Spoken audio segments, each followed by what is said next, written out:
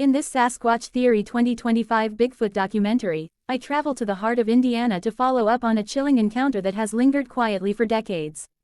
It's a case that was previously featured on the channel, but one that deserves a deeper look, especially after revisiting the location and re-examining the details with fresh eyes.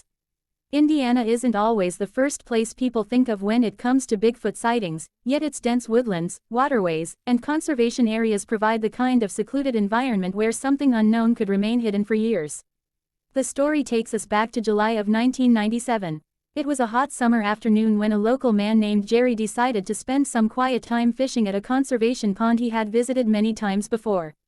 Like countless other anglers, Jerry was hoping to land a giant largemouth bass. The pond was surrounded by thick vegetation, including honeysuckle vines that grew wild along the shoreline, and the atmosphere that day was calm and familiar. At least, it was at first. As Jerry settled into his fishing spot, he began to notice something unusual. From the opposite side of the pond came strange vocalizations, deep, rhythmic sounds that didn't resemble birds, frogs, or any wildlife he was familiar with. At first, he brushed it off, assuming it might be an animal he simply couldn't see. But as the sounds continued, a sense of unease crept in. The calls didn't sound random. They felt intentional, almost conversational. Then Jerry saw movement through the brush. What emerged left him frozen in disbelief. Standing near the edge of the pond was a massive, upright creature, easily taller and broader than any human he'd ever seen. The being was covered in dark hair and appeared powerfully built.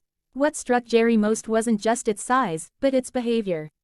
The creature was calmly picking honeysuckle flowers from the vines, bringing them to its mouth, and eating them one after another, almost methodically. This wasn't a wild animal acting on instinct, it looked deliberate, relaxed, and aware of its surroundings. For several moments, Jerry simply watched, trying to make sense of what he was seeing.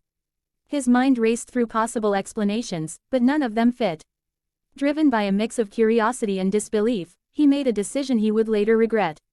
Jerry cast his fishing line toward the opposite side of the pond, letting the lure splash down near the creature.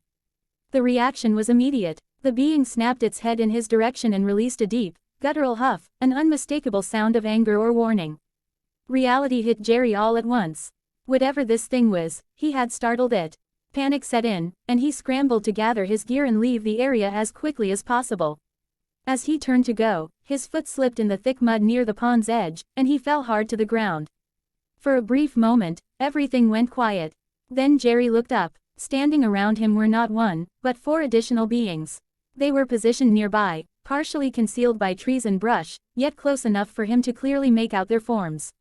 Like the first creature, they were tall, muscular, and covered in hair. None of them spoke. None of them moved toward him. They simply stood there, silently watching. Jerry described their presence as overwhelming, a feeling of being completely vulnerable and outnumbered. He believed, without a doubt, that he was being evaluated. After what felt like an eternity, though it was likely only seconds, Jerry managed to get back on his feet. Still no sounds came from the group. No threats, no pursuit.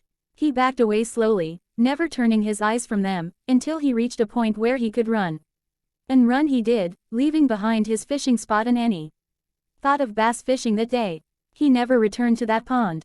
When I visited the location years later, the area still carried a strange energy. The honeysuckle continues to grow thick along the water, and the surrounding woods remain dense and quiet.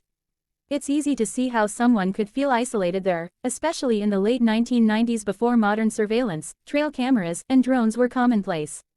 The setting alone supports the possibility that something unknown could exist there without being easily detected. What makes Jerry's account compelling is the detail and consistency of his story.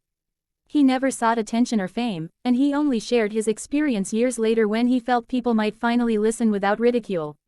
The behavior he described, feeding on plants, reacting defensively to a perceived threat, and moving in a small group, aligns with numerous other Bigfoot encounters reported across the country. Whether you believe Bigfoot is a flesh and blood creature, something more elusive, or simply an unexplained phenomenon, stories like this force us to confront how much we still don't understand about the natural world. Indiana's forests may hold more secrets than most people realize, and cases like Jerry's remind us that not every mystery can be easily dismissed. If you enjoy Bigfoot documentaries and investigations like this one, please consider supporting the channel by subscribing and turning on the bell notification so you don't miss future uploads. Your support helps keep these stories alive and allows me to continue traveling to these locations to document first-hand accounts. And if you've had your own Bigfoot encounter and would like to share your story, feel free to email me anytime. Thank you all for the continued support, it truly means a lot.